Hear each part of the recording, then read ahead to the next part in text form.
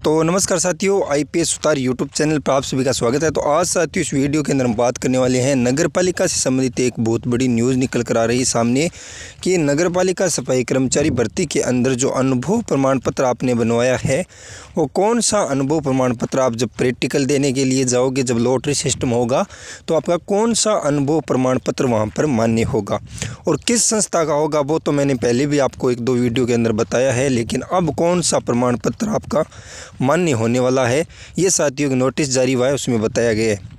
एक चीज़ बता दूं साथियों आपको, यदि आपने अनुभव प्रमाण पत्र कहीं से बनवाया है पर आपके अनुभव प्रमाण पत्र में अपना कार्य सफाई कर्मचारी का होना चाहिए, न कि किसी सफाई सुपरवाइज़र का या फिर अन्य कोई भी पद का नहीं होना चाहिए। ओनली फॉर उसमें सफाई कर्मचारी यदि नाम लिखा है तो आपका अनुभव प्रमाण पत्र साथियों चलेगा। और यदि उसमें अनुभव प्रमाण पत्र के अंदर सफाई कर्मचारी नहीं लिखा है और वो चाहे नगर पालिका से बनवाया है और उसमें नाम है सफाई सुपरवाइज़र या फिर अन्य कोई भी पद का, तो वो आपका नहीं चलने वाला है। चाहे आपका अनुभव 10 साल का हो या 15 साल का, आपके अनुभव प्रमाण पत्र के अंदर साथियों सफाई कर्मचारी नाम होना चाहिए और कितने दिन आपने उस संस्था के अंदर काम किया उनका एड्रेस पूरा उस पर होना चाहिए। दूसरी बात साथियों, उस संस्था का जीएसटी नंबर यदि है तो अन्य कोई भी डिटेल उसकी होनी चाहिए और यदि वो डिटेल उसकी नहीं है तो वो भी अनुभव प्रमाण पत्र आपका मान्य नहीं होगा।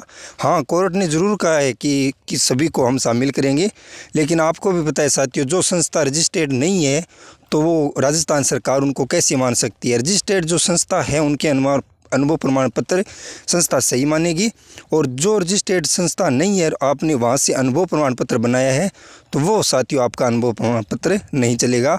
हाँ, शामिल ज़रूर हो जाओगे, आप प्रैक्टिकल दे के आओगे और आपका लॉटरी सिस्टम भी होगा, लेकिन आगे जाने के बाद में आपको भर्ती से बाहर कर सकते हैं। ये साथियों मैं कह रहा हूँ, आपको पता है कि जिस संस्था का रजिस्टर्ड नहीं है और फिर आपने वहाँ से अनुभव प्रमाण पत्र बनाया है तो वो मान्य नहीं होगा। और यदि आपने कहीं से बनवाया है, चाहे वो प्राइवेट सेक्टर हो या फिर निजी सेक्टर हो और सरकारी हो, तो उसमें आपका नाम सिर्फ और सिर्फ सफाई कर्मचारी का होना चाहिए। तो अब देख लेना आपके पास में कौन सा अनुभव प्रमाण पत्र है। जो आपके पास में अनुभव प्रमाण पत्र में सफाई कर्मचारी नाम है तो आपका चलेगा, और उसमें नाम सफाई कर्मचारी नहीं है तो साथियों आपका अनुभव प्रमाण पत्र नहीं चलेगा।